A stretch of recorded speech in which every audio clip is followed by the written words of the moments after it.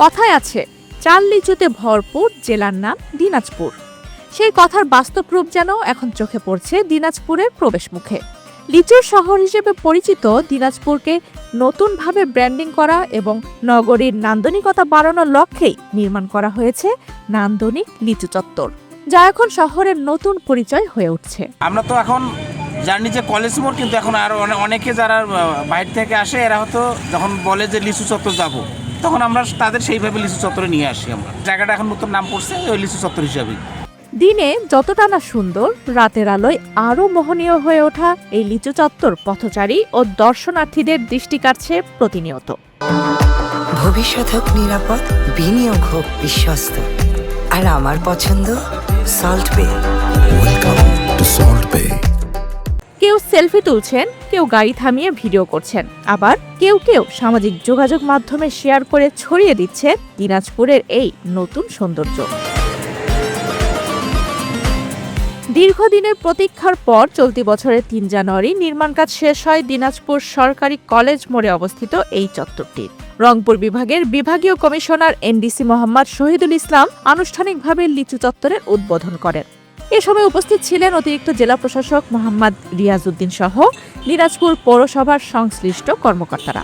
দিনাজপুরের সরকারি কলেজ মোড়ে লিচু চত্বর করা হয়েছে। এটি বাংলাদেশ সরকারের অত্যন্ত সুন্দর প্রশংসনীয় উদ্যোগ, যা দিনাজপুরকে এবং বাংলাদেশকে বাইরে রিপ্রেজেন্ট করবে।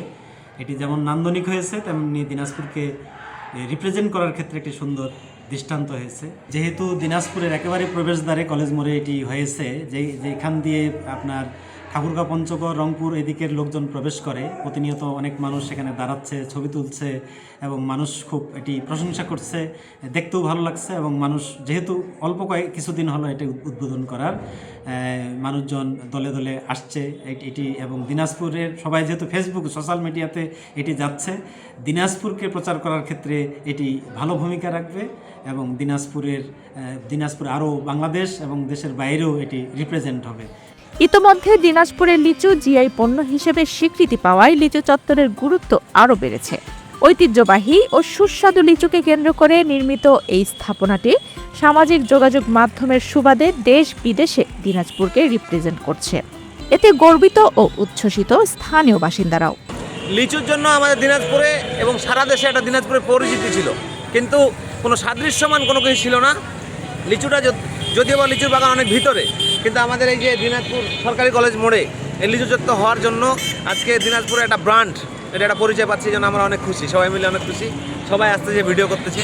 আমরা দিনাজপুরবাসী এই লিচু চত্বর হওয়াতে খুব সন্তুষ্ট এবং খুশি, কারণ আমাদের যে জেলা ব্র্যান্ডিং ছিল, এতদিন বই পুস্তকে পড়ছিলাম যে দিনাজপুর ধান ও লিচুতে বিখ্যাত, জেলার নাম দিনাজপুর, কিন্তু এখন এই যে লিচু চত্বরটি দৃশ্যমান হওয়াতে আমাদের দিনাজপুরটির সৌন্দর্য দ্বিগুণ বেড়ে গেছে। আমরা ক্যাম্পাসিয়ান যারা হায়দ্রাবাদে পড়ালেখা করি, ক্যাম্পাসে আসি, কিন্তু এই আগে বলতে হতো যে কলেজ মোড়ে যাবো, এখন কিন্তু লিচু চত্বর বললেও কিন্তু অনেকে চেনে। তো এটা আমাদের জন্য আসলে এক্সট্রা একটা পাওয়া। দিনাজপুরবাসী হিসেবে সকলের কাছে এবং প্রশাসনের কাছে ধন্যবাদ যে এরকম একটি ভাস্কর্য তৈরি করার জন্য। দিনাজপুরে লিচু চাষের ইতিহাস প্রায় 150 বছরের পুরনো। ব্রিটিশ আমলে শুরু হওয়া এই চাষ আজ দেশ বিদেশে সমাদৃত। প্রাকৃতিক রসগোল্লা খ্যাত দিনাজপুরের লিচুকে ঘিরে নির্মিত এই লিচু চত্বর শুধু একটি স্থাপনা নয়, এটি দিনাজপুর তথা বাংলাদেশের ঐতিহ্য ও গর্বের প্রতীক। আফসানা রিপা, বাংলাদেশ প্রতিদিন।